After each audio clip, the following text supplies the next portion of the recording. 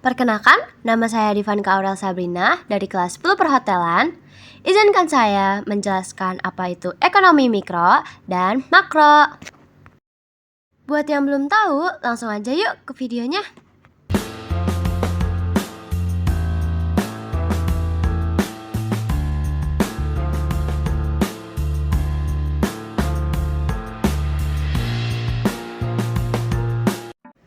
Nah, sebelum lanjut kita bahas ilmu ekonomi makro dan ilmu ekonomi mikro, sebelumnya tahu nggak sih apa itu ilmu ekonomi? Ilmu ekonomi adalah ilmu yang mempelajari tentang perilaku individu dalam memenuhi kebutuhannya yang tidak terbatas dengan sumber daya yang terbatas. Jadi, ilmu ekonomi itu muncul karena adanya kelangkaan sehingga kita harus menentukan pilihan. Nah, dalam menentukan itu disebut dengan ilmu ekonomi.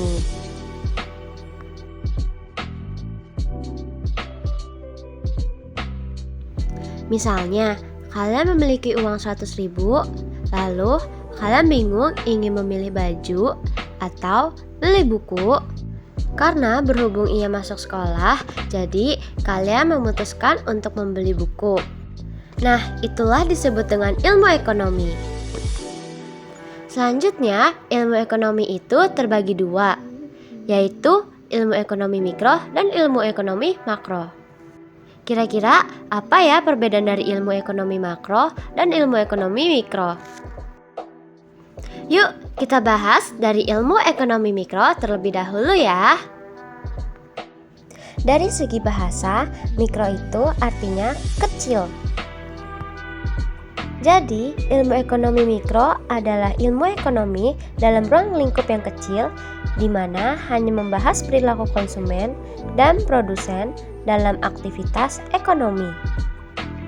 Adapun permasalahan ruang lingkup ekonomi mikro itu sendiri, yaitu seperti jika pendapatan konsumen naik.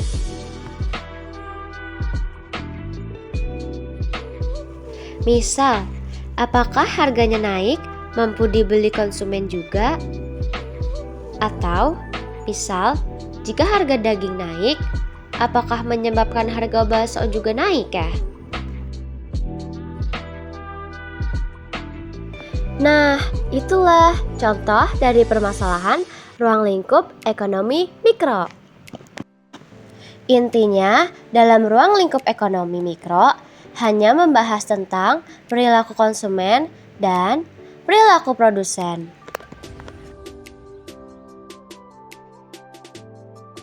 Selanjutnya, kita akan membahas tentang ruang lingkup ekonomi makro. Bahasa makro artinya besar.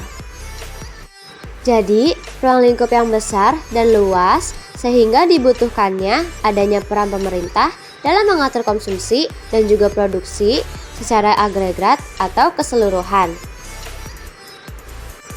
Jadi, kita bisa bedakan antara ekonomi mikro, ruang lingkup yang kecil, sedangkan ekonomi makro, ruang lingkupnya besar. Selanjutnya, kita akan membahas ruang lingkup ekonomi makro. Pernahkah kalian melihat berita seperti ini? Nah, kasus tersebut lebih luas kan dari permasalahan ekonomi mikro tadi? Nah, karena ekonomi makro bersifat agregat atau keseluruhan, maka permasalahan ruang lingkup ekonomi makro seperti inflasi, ketimpangan, neraca pembayaran, pengangguran, dan masih banyak lagi.